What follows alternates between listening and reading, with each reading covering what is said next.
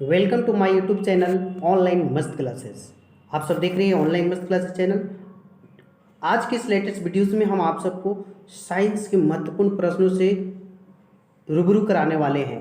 जो भी स्टूडेंट्स 2023 में बोर्ड एग्जाम की परीक्षा देंगे, ये वीडियो उनके लिए मैंने खासम खास तैयार किया है, जिसमें आपको मोस्ट वीवीआई प्रश्नों से रूबरू कराया जाएगा। तो आपके पास अगर आप भी टॉपरों की लिस्ट में आना चाहते हैं तो आप अपने कीमती वक्त को इस वीडियो को देखने में लगाइए। और पूरी उम्मीद है कि आप इस क्वेश्चंस के माध्यम से आप अपनी तैयारियों का आकलन कर सकेंगे। और इस वीडियो में आपको बहुत ही इम्पोर्टेंट प्रश्न से रूबरू कराया गया है, जो 2011 से लेके 2022 तक के क्वेश्चंस बैंकों में आया हुआ प्रश्न है, और ऐसे ही प्रश्न आपके एग्जाम में रिपीट करते हैं। तो आइए मेरे प्यारे स्टूडेंट्स, हम शुरू करते हैं, उन सब क्वेश्चनों को आपको दिखाते हैं। तो देखिए आपके सामने है ना, क्वेश्चन है कि खतरे के संकेत का प्रकाश किस रंग का होता है? पीला, नीला, हरा, लाल। तो खतरे का संकेत का प्रकाश जो होता है लाल रंग का होता है। बिल्कुल आपका डी राइट आंसर हो जाएगा। ओके, चलिए अगला प्रश्न देखिए है कि सूर्योदय या सूर्यास्त के समय आकाश का रंग कैसा दिखता है? बहुत ही मोस्ट वीवीआई प्रश्न है। लाल यानी जिसको हम रक्ताब भी कहते हैं, अगला है बैगनी, फिर है पीला, फिर है काला। तो इस प्रश्न में आपका बिल्कुल 100% राइट आंसर लाल रक्ताब हो जाएगा। लाल या रक्ताब बिल्कुल 100% सही है ना। अगला प्रश्न देखिए आपका है, ये भी बहुत ही मोस्ट वीवीआई प्रश्न है कि दोपहर के समय सूर्य कैसा प्रतीत होता है? बहुत शानदार प्रश्न है। पहला ऑप्शन है आपका लाल, बी है श्वेत, सी है नीला और डी है बैगनी। तो इसका बिल्कुल आपका सही जवाब जो होगा श्वेत होगा। दोपहर का समय है और दोपहर के समय जो है आकाश आपको श्वेत प्रतीत होता है। बिल्कुल बी राइट आंसर है। अगला प्रश्न देखिए 58 क्या कहता है? चलिए ये देखिए आपका 58 प्रश्न, ये भी एक शानदार प्रश्न आ गया है आपके लिए कि किसी माध्यम में छोटे छोटे कणों के निलंबन को कहा जाता है? कोलाइड, प्रकाश पुंज, इनमें से कोई नहीं। छोटे छोटे कणों के निलंबन को, तो इसमें आपका बिल्कुल 100% सही जवाब हो जाएगा ए, कोलाइड। कोलाइड आपका बिल्कुल सही है ना। छोटे छोटे कणों को निलंबन जो होता है उसे हम कोलाइड कहते हैं। ए इज राइट आंसर। 59 देखिए आपका क्वेश्चन है कि वैसा ही मस्त प्रश्न आया है कि किसी कोलाइडीय विलयन में निलंबित कणों से प्रकाश के प्रकीर्णन को कहा जाता है? टिंडल का प्रभाव, तरंग का प्रभाव, सी है कि ए और बी दोनों, और डी है इनमें से कोई नहीं। तो बिल्कुल इस प्रश्न में आपका 100% करेक्ट आंसर हो जाएगा। कोलाइडी विलयन में इसको टिंडल इफेक्ट कहते हैं। ए बिल्कुल 100% करेक्ट आंसर है। 59 में आपका ए सही जवाब। 60 नंबर प्रश्न देखिए आपका प्रश्न कहता है कि तारों के टिमटिमाने की व्याख्या किस सिद्धांत पर आधारित है? पहला ऑप्शन हो जाता है आपका अपवर्तन के सिद्धांत, बी कहता है प्रकीर्णन के सिद्धांत, सी कहता है वर्ण विक्षेपण का सिद्धांत, और डी है इनमें से कोई नहीं। तो बिल्कुल इस प्रश्न में आपका 100% सही जवाब होगा अपवर्तन के, प्रकाश के अपवर्तन के सिद्धांत पर तारों का टिमटिमाना होता है। बिल्कुल 60 का ए राइट आंसर है। चलिए आगे देखते हैं 61 प्रश्न। ये भी प्रश्न 20 एनुअल में आया हुआ प्रश्न है। बहुत ही मस्त प्रश्न है कि प्रकाश की किस घटना के कारण सूर्य हमें वास्तविक सूर्योदय से लगभग 2 मिनट पहले दिखाई लगता है? पहला ऑप्शन आपका हो जाता है परावर्तन, आगे है वायुमंडलीय अपवर्तन, सी है प्रकीर्णन, और डी है वायुमंडलीय अपवर्तन एवं प्रकीर्णन दोनों। तो इसमें आपका बिल्कुल 100% सही जवाब जो होगा वायुमंडलीय अपवर्तन। बिल्कुल बी राइट आंसर है, वायुमंडलीय अपवर्तन। ठीक है ना, बी आपका सही जवाब। अगला देखिए 62 20 एनुअल के फर्स्ट सिटिंग का आया हुआ प्रश्न है। देख सकते हैं सारे प्रश्न आपके बहुत ही मोस्ट वीवीआई संग्रह करके लाया गया है ताकि आप एग्जाम में धमाल मचा सके। कहता है कि कौन नेत्र का रंगीन भाग होता है? कॉर्निया, रेटिना, परितारिका, पुतली। बहुत ही मोस्ट वीवीआई प्रश्न है और इसका बिल्कुल सही जवाब आपका ए होगा कॉर्निया। कॉर्निया जो है ना रंगीन भाग होता है। बिल्कुल 62 में ए सही जवाब हो जाएगा। ठीक है, 63 देखिए फटाफट, ये भी प्रश्न जो है 20 एनुअल के सेकंड सिटिंग का आया हुआ प्रश्न है कि तरंगदैर्घ्य को सामान्यतः व्यक्त किया जाता है कैंडेला के रूप में, जूल के रूप में, एम्पियर के रूप में और एंगस्ट्रम के रूप में। तो इसका बिल्कुल सही जवाब आपका हो जाएगा एम्पियर के रूप में। ठीक है, C is right answer, ampere के रूप में। ओके, 64 से यहाँ से अब आपका चैप्टर चेंज होता है और आता है विद्युत धारा, जिसको हम इलेक्ट्रिक करंट कहते हैं। अब इस लेसन से आपके फिजिक्स के बहुत ही महत्वपूर्ण चैप्टर है ये, और इससे आने वाले सारे प्रश्नों को मैं बता रहा हूँ। ये देखिए, पहला ही प्रश्न आपके 18 में पूछा था कि एक कूलाम विद्युत आवेश कितने इलेक्ट्रॉनों में समाये आवेश के तुल्य होता है। पहला है 6 × 10⁻17, 6.25 × 10⁻18, 1.6 × 10⁻19 और डी है 1.6 है ना 10⁻−19। बहुत ही अच्छा प्रश्न है और इसका बिल्कुल 100% सही जवाब आपका बी हो जाएगा, 6.25 × 10⁻18 है ना। B is right answer. एक कूलाम विद्युत आवेश में कितने इलेक्ट्रॉन होता, तो 10⁻18, बी इज राइट आंसर। अगला प्रश्न आपका 2 नंबर देखते हैं क्या कहता है। ये भी देखिए बहुत ही अच्छा प्रश्न है 2, कि एक एमीटर का परिसर 0.3 एम्पियर है और इस एमीटर के स्केल के पर डिवीजनों की संख्या 30 है, तो उस एमीटर के अल्पतम संख्या बताना है। बहुत अच्छा प्रश्न है और इजी भी है, इसको देखिए आप बना सकते हैं इजी तरीके से, ठीक है। आपको 0.3 में डिवाइड करना है 30 से, तो भाग करेंगे तो आपको है ना पॉइंट हटेगा तो 10 आएगा, एक अंक है 3 से एक बार में और ये 100 बार में, तो 1/100 हो जाएगा, जिसका भाग करने पर आपका 0.01 आएगा, इसलिए 2 का डी बिल्कुल सही जवाब है। ओके, 3 नंबर प्रश्न है विद्युत आवेश का एसआई मात्रक क्या होता है। 19 में ये प्रश्न पूछा था। ऑप्शंस देख सकते हैं यहाँ पे है आपका वोल्ट, ओम, एम्पियर और डी है कूलाम। तो विद्युत आवेश का एसआई मात्रक जो होता है ना, आवेश है कूलाम होगा, डी सही है, इसमें आपका डी सही होगा, बाकी ये 3 ऑप्शंस गलत है। कूलाम इज राइट आंसर, 3 का डी सही जवाब है। चलिए अगला प्रश्न देखिए 4 नंबर 19 एनुअल के सेकेंड सीटिंग का आया हुआ एक बेहतरीन प्रश्न ये भी है कि अतिभारण के समय विद्युत परिपथ में विद्युत धारा का मान बहुत कम हो जाता है, परिवर्तित नहीं होता है, बहुत अधिक बढ़ जाता है, इनमें से कोई नहीं। बहुत अच्छा प्रश्न है। तो देखिए अतिभारण को हम ओवरलोडिंग कहते हैं ना, ओवरलोडिंग का सवाल है ये। तो ओवरलोडिंग के समय जो है ना बहुत अधिक बढ़ जाता है, सी बिल्कुल सही जवाब है आपका, है ना। धारा जो होता है बढ़ जाता है, सी जिनके भी कमेंट में बिल्कुल सही जवाब है। आगे बढ़ते हैं, क्वेश्चन नंबर 5 देखते हैं क्या कहता है आपका, है ना। कि 5 देखिए प्रश्न है कि 1 वोल्ट कहलाता है 1 जूल प्रति सेकेंड, 1 जूल प्रति कूलाम, 1 जूल एम्पियर, डी है इनमें से कोई नहीं। तो आपका बिल्कुल 100% सही जवाब जो होगा बी होगा, जूल प्रति कूलाम को वोल्ट कहते हैं ना। 5 का B is right answer, B 100% correct answer हो जाएगा। 6 नंबर देखिए प्रश्न आपका जो कि 16 एनुअल के सेकेंड सीटिंग का ये प्रश्न है, ये भी आया हुआ है कि आमीटर को विद्युत परिपथ में कैसे जोड़ा जाता है। श्रेणी क्रम में, पार्श्वबद्ध में, सी है ए और बी दोनों, डी है इनमें से कोई नहीं। बहुत ही मोस्ट वीवीआई प्रश्न है। तो इसका आपका सही जवाब जो होगा ना ए हो जाएगा श्रेणी क्रम। आमीटर को कैसे जोड़ा जाता है, श्रेणी क्रम में, बिल्कुल ए आपका 100% करेक्ट आंसर होगा। चलिए 7 नंबर प्रश्न देखिए आपका जो कि मोस्ट वीवीआई प्रश्नों में से है कि निम्नलिखित में से कौन सा पद विद्युत है ना शक्ति को निरूपित नहीं करता है। पहला ऑप्शन है I² R, IR², V² R और डी सी है VI। तो इसमें देखिए बिल्कुल आपका सही जवाब जो होगा बी हो जाएगा IR²। ये जो है विद्युत शक्ति का सूत्र नहीं है, बाकी ये I² ये भी सूत्र है, VI ये भी विद्युत शक्ति का सूत्र है और P = V²/R ये भी सूत्र है। तो 7 का बी जिनके भी कमेंट में बिल्कुल सही जवाब। अगला देखिए प्रश्न 8 आपका कहता है कि किसी बल्ब से 1 मिनट में 120 कूलाम आवेश प्रवाहित हो रहा है, तो विद्युत धारा का मान क्या होगा। तो टी जो है आपका 1 मिनट यानी 60 सेकेंड दिया हुआ है और सी दिया है आपका 120, सी नहीं क्यू इसको कहते हैं।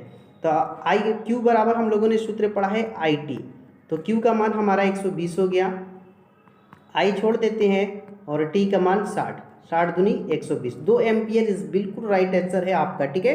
8 का बी एकदम सही जवाब होगा। 9 नंबर प्रश्न देखते हैं आपका कहता है कि किसी उपकरण में धन और ऋण आवेश का चिन्ह नहीं होता है, किस उपकरण में, अमीटर में, वोल्ट मीटर में, कुंडली में और डी है विद्युत सेल में। तो देखो मेरे प्यारे स्टूडेंट्स आपका 100% राइट आंसर मैं बताता हूँ, सी हो जाएगा कुंडली में। कुंडली जो होता है क्वाइल जिसको इंग्लिश में कहते हैं, इसमें कोई भी प्लस और माइनस चार्ज नहीं होता है, C is right answer. Okay 10 number प्रश्न देखिए आपका 15 एनुअल के सेकेंड सीटिंग का ये भी प्रश्न है आया हुआ। मैंने बोला है शुरू से ही कि आपके क्वेश्चंस बैंक के मैंने प्रश्नों को संग्रह किया है जो आपके एग्जाम में धमाल मचाएंगे। क्वेश्चन कहता है कि लघु पतन के समय परिपथ में विद्युत धारा का मान होगा बहुत अधिक, बहुत कम, 3 एम्पियर या 4 एम्पियर। लघु पतन के समय पूछा है।